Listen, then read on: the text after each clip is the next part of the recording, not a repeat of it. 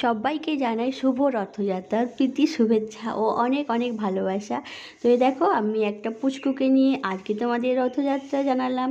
পুচকু আজ আমার সঙ্গে আছে আর কত কিউট দেখতে, কত মিষ্টি। আমি অনেক অনেক অনেক আদর করেছি পুচকুটাকে। আর এত মিষ্টি, এত মানে ঠান্ডা, একটুও দুষ্টুমি করেনি। যতক্ষণ আমার কাছে ছিল খুবই ভালোভাবে ছিল।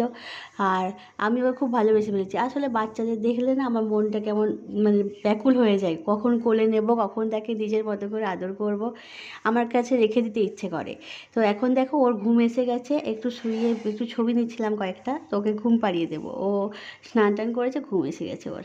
তো সন্ধেবেলায় তোমাদেরকে একটু দেখালাম যে এখানে আমাদের রথ কেমন হয়। তো সন্ধ্যের মধ্যে মানে অন্ধকারে বোঝা যাচ্ছে না।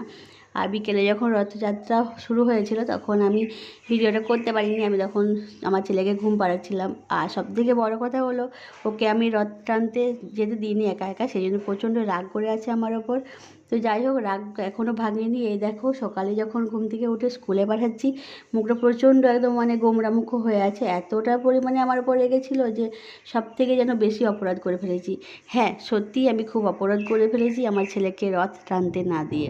আসলে আমি বুঝতে পারিনি যে ও এতটা কষ্ট পাবে, আঘাত পাবে। পরের বার থেকে আর এটা করব না। দরকার হলে আমি ওর সঙ্গে যাব। যদিও কাকু ডাকতে এসেছিলেন, কিন্তু আমি বুঝতে পারিনি যে কাকু এসেছেন, তাছাড়া আমি ওকে পাঠিয়ে দিতাম।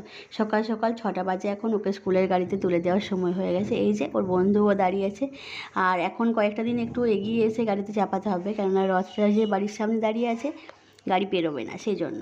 তো স্কুলের গাড়িতে চাপিয়ে দিয়ে এসে আমি একটু চা বানাচ্ছি, চা খেয়ে নেব। আর সন্ধে হয়ে গেছে, তো পিসিমণি এসেছেন। আর পিসিমণিকে একটু নুন চিনির শরবত করে দিলাম, যেহেতু গরমের মধ্যে এসেছেন। আর এত পরিমাণে গরম যে মানুষকে কি করে আপ্যায়ন করবো খুঁজে পাই না, চা দেবো না শরবত দেবো। তো পিসিমণি খুব ক্লান্ত, একটু নুন চিনির শরবত খেতে চাইলেন, সেটাই দিলাম ঠান্ডা জল দিয়ে। তো এই প্যাকেটের মধ্যে প্রসাদ নিয়ে এসেছেন পিসিমণি, প্যাড়া আছে। তো আমি কিছুটা ভেঙে খেয়ে নিলাম। আর এই প্যাড়া কিন্তু আমরা তারাপীঠেও এর আগে খেয়েছি প্রসাদ হিসাবে। আর এটা হলো দেওঘর থেকে আনা বাবা মহাদেবের প্রসাদ। তো আমি এই প্রসাদ খেয়ে এখন জল খেয়ে নেব। আর পিসিমণিকে চা খেতে বলছি, পিসিমণি বললো একটু পরে একবারই খেয়ে নেব। আসলে শুধু চা দেওয়া যাবে না, যেহেতু অনেকক্ষণ আগে দুপুরে ভাত খেয়ে এসেছেন। তো এখানে চপ, টমেটো, পেঁয়াজ কুচি, কাঁচা লঙ্কা কুচি, আচারের তেল সব কিছু দিয়ে মুড়িটা মাখিয়ে নেওয়া হয়েছে, মিক্সচার মুড়ি।